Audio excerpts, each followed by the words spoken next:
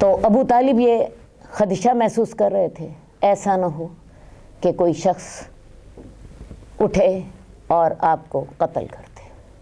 ابو طالب نے اس خدشے کے پیش نظر بنو ہاشم اور بنو عبد المطلب کو اکٹھا کیا اور ان سے کہا کہ یہ حالات ہیں، یہ سب کچھ تمہارے سامنے ہو رہا ہے، ایسا نہ ہو کہ کوئی میرے بھتیجے کو قتل کر دے۔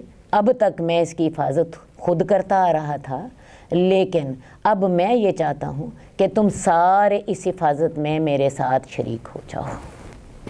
بنو ہاشم اور بنو عبد المطلب جو تھے وہ سارے کے سارے، چونکہ وہاں پہ قبائلی نظام تھا اور قبائلی نظام میں اپنے قبیلے کی حفاظت اور قبیلے کی کسی بھی فرد کی حفاظت یہ سب بہت اہم ہوتی تھی، لہٰذا تمام بنو ہاشم اور تمام بنو عبد المطلب نے ابو طالب سے اتفاق کیا سوائے ابو لہب کے۔ یہ بدبخت جو تھا یہ اس وقت بھی ان سے اتفاق کرنے والوں میں نہ تھا، ان کی مخالفت کرنے والوں میں سے تھا۔ اب قریش جو تھے یہ سارے حالات دیکھ رہے تھے۔ قریش دیکھ رہے تھے کہ حضرت حمزہ ایمان لا چکے، قریش دیکھ رہے تھے کہ حضرت عمر ایمان لا چکے، قریش دیکھ رہے تھے کہ عتبہ بن ربیعہ کی تمام پیشکشوں کو مسترد کر دیا جا چکا، قریش دیکھ رہے تھے کہ ابو طالب نے تمام بنو ہاشم کو اور بنو عبد المطلب کو رسول اللہ صلی اللہ علیہ وسلم کی حفاظت کے لیے اکٹھا کیا اور ان سے وعدہ لیا۔ قریش نے بیٹھ کے سوچا کہ اب کیا کرنا چاہیے۔ وہ اب ایک ڈائریکٹ اقدام پر سنجیدہ ہو گئے۔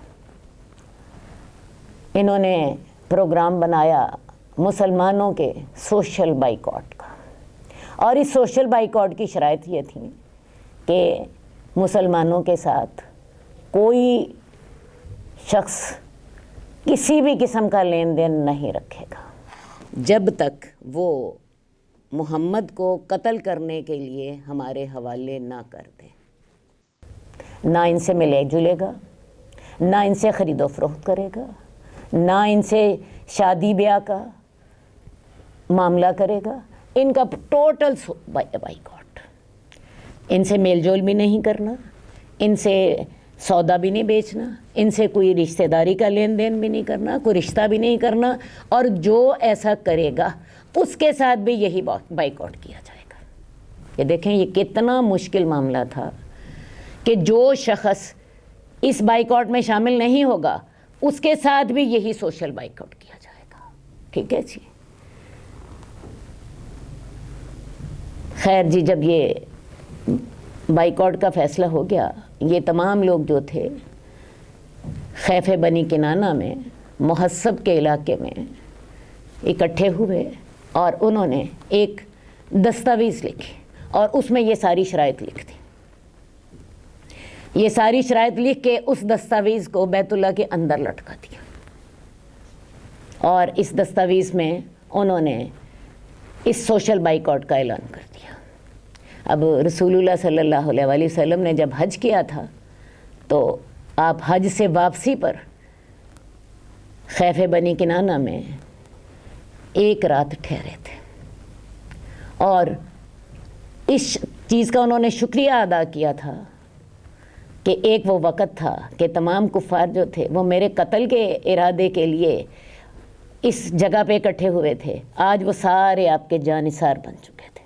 بہرحال آگے چلتے ہیں کہ اب یہ دستاویز جو تھی یہ بیت اللہ میں لٹکا دی گئی۔ عرب لوگوں کا طریقہ تھا جو اہم معاملہ ہوتا تھا اسے بیت اللہ میں لٹکا دیتے تھے۔ ابو طالب نے کیا کیا؟ اپنے تمام قبیلے کو اکٹھا کیا۔ ان میں جیسا کہ میں نے آپ سے کہا بنو عبد المطلب بھی تھے، ان میں بنو عبد المطلب بھی تھے، بنو ہاشم بھی تھے، قبائلی نظام تھا، قبیلہ اپنے افراد کے ساتھ چلتا تھا۔ تو ابو طالب نے اپنے تمام قبیلے کو اکٹھا کیا اور شیب ابی طالب میں آ گئے۔ یہ شیب ابی طالب ایک پہاڑ تھا، اس کی گھاٹی میں آ گئے۔ یہ ابو طالب کی سمجھ لیجیے ان کا ذاتی تھا، ان کی ذاتی جاگیر تھی، زمین تھی آج کل کے دور کے مطابق. تو ان کو ابو طالب جو تھے تمام بنو ہاشم اور تمام بنو عبد المطلب کو وہاں لے آئے. ان میں مسلمان بھی تھے اور ان میں وہ بھی لوگ تھے جنہوں نے اسلام قبول نہیں کیا تھا. میں نے آپ کو پہلے بتایا ہے کہ وہاں قبائلی نظام چلتا تھا. اسی قبائلی نظام کے تحت ابو طالب دیکھ لیں، انہوں نے مسلمان نہ ہونے کے باوجود بھی اپنے قبیلے کی حفاظت کی ہے، رسول اللہ صلی اللہ علیہ وسلم کی حفاظت کی ہے اپنی طاقت کی حد تک. بہرحال جی اب مسلمان جو ہیں یہاں آ گئے ہیں. اب اس شیب ابی طالب میں 3 سال مسلمانوں نے گزارے اور حالات کیا تھے؟ نہ کھانے کو نہ پینے کو، بچے بھوک سے بلکتے، چمڑے ابال کے کھانے پڑتے. اصل بات ہے، تھوڑی سی مجھے آپ کو بیک گراؤنڈ بتانی چاہیے. مکہ ایسی جگہ نہیں ہے جو کہ زرخیز ہو، جہاں کچھ اگتا ہو. قرآن مجید کہتا ہے کہ وہ وادٍ غیر ذی زرع تھا، پانی وہاں ملتا نہیں تھا. یہ کوئی پاکستان والا معاملہ نہیں تھا کہ زمین زرخیز ہے اپنی فصل اگا لیں گے اور زمین کھودیں گے تو پانی مل جائے گا. یہاں تو باہر سے قافلے آتے اور وہ غلہ لاتے تو مکہ والوں کو کھانا نصیب ہوتا. اب ان کے ساتھ سوشل بائیکاٹ کر دیا گیا. کوئی ان سے ملے گا نہیں، کوئی ان کے پاس نہیں جائے گا، کوئی ان کو سودا نہیں بیچے گا، کوئی ان سے رشتہ داری کا لین دین نہیں کرے گا. تو آپ یہ سمجھ لیجئے کہ مسلمانوں کے پاس کہاں سے یہ ساری چیزیں، کھانا پینے کا انتظام مسلمان کیسے کرتے؟ بڑے تو صبر کر لیتے لیکن بچے بلکتے، روتے، بھوک کے دودھ کے مارے. یہ جو 4 حرام مہینے تھے، حرمت والے مہینے تھے، اس میں مسلمان باہر نکلتے اور باہر نکل کے دین کا پیغام پہنچاتے اور اس کے ساتھ ہی اپنے لیے کوئی کھانے پینے کا انتظام بھی کرتے. لیکن ان کے لیے جو چیزیں تھیں وہ اتنی مہنگی ہوتی کہ مسلمان جو تھے مہنگی ہونے کی وجہ سے بھی بعض اوقات انہیں خرید نہ پاتے. اور اول ان کے پاس وہی 4 مہینے ہوتے تھے، باقی سارا سال تو 8 مہینے فاقے اور بھوک کے ساتھ ہی سامنا کرنا تھا. کچھ لوگ تھے جو ان دنوں میں چوری کچھ غلہ لوگوں کو پہنچا دیتے تھے. ان میں سے ایک حکیم بن حزام جو کہ حضرت خدیجہ کے بھتیجے تھے. ورنہ میں آپ کو بتاؤں فقر و فاقے کا راج تھا، نہ پانی تھا، نہ کھانے کو تھا، نہ پینے کو تھا. اور 3 سال مسلمانوں نے اس حال میں گزارے. آپ اندازہ نہیں کر سکتے کہ کن تکالیف کو مسلمان سہ رہے تھے. چمڑے ابال کے پیتے، پتے ہوتے تو پتے بھی کھا لیتے. لیکن میں نے آپ کو بتایا مکے میں اگتا بھی کچھ نہیں، جاڑیاں کہیں کہیں نظر آ جاتی ہیں، وہ بھی بہت کم. بہرحال یہ جو 3 سال گزرے ہیں یہ سارے مسلمان اور ان کے ساتھ ساتھ ان کا قبیلہ بنو ہاشم اور بنو عبد المطلب یہ سارے یہ بائیکاٹ کا سامنا کر رہے ہیں. اب ان حالات میں قریشی کے بعض لوگوں کو خیال آیا کہ ہم تو میں کھائیں پئیں اور یہ ہمارے بہن بھائی بھوکے مرے. ان میں ہاشم بن عمر نے سب سے پہلے یہ بات جو تھی یہ حضرت زہیر سے کی.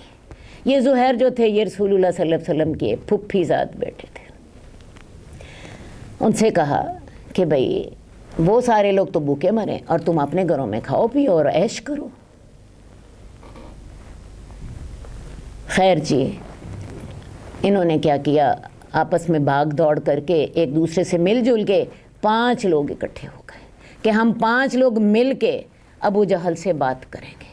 کیونکہ ظاہر ہے ایک آدمی کی بات تو سنی نہیں جاتی. یہ 2 تھے، 2 کے بعد انہوں نے ایک تیسرے آدمی کو اور بھی اپنی حمایت کے لیے آمادہ کر لیا. چوتھے آدمی کو 5 آدمی مل گئے اور جب یہ لوگ بیت اللہ میں اپنی اپنی نشستوں پر بیٹھے تو زہیر جو کہ رسول اللہ صلی اللہ علیہ وسلم کے پھپھی زاد بیٹے تھے انہوں نے بات کا آغاز کیا.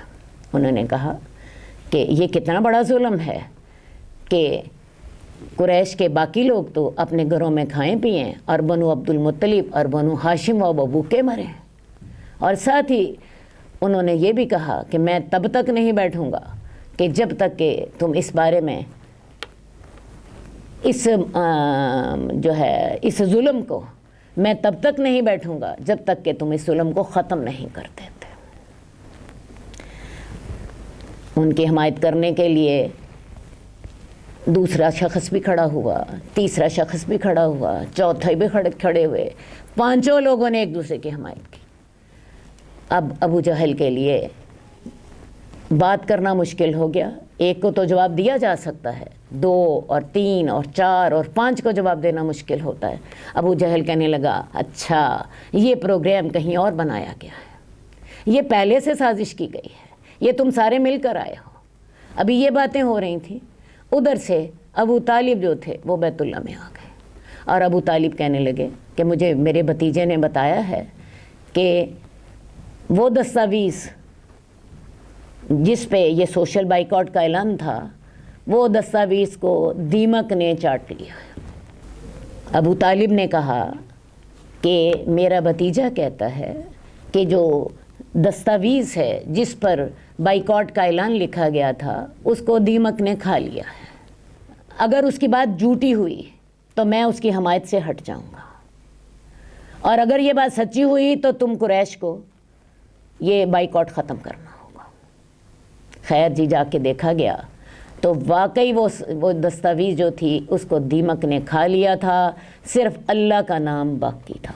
ادھر سے جیسے میں نے آپ کو بتایا کہ یہ جو 5 لوگ تھے، انہوں نے ابو جہل سے مطالبہ کیا تھا کہ اس بائیکاٹ کو ختم کیا جائے. لہٰذا یہ اللہ نے حالات ایسے بنا دیے، یہ سوشل بائیکاٹ ختم کر دیا گیا.